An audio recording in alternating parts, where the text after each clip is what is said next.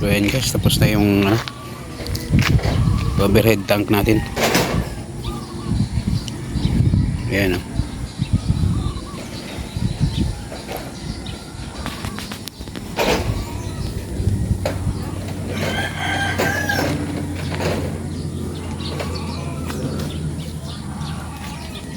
Ito yung galing sa motor. Ito may pupunta mga grapo. Kaya yan. Ito yung pag napuno na awas siya.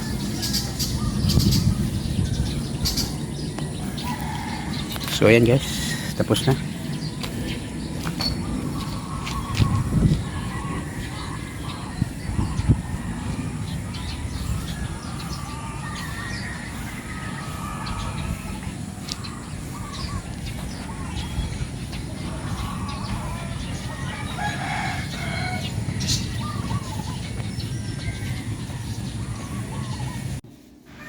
So ito naman yung motor natin.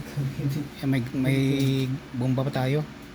Saka ayan yung motor natin. Ayan yung puntang taas. Puntang tangke. Ayan. Yung isa naman ayan sa kabila. Ayan sa may ayan papunta mga gripo. So ayan lang guys.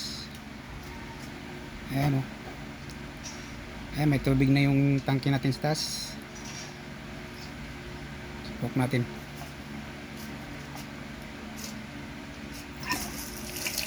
Ayan siya meron siyang tubig. Ayan.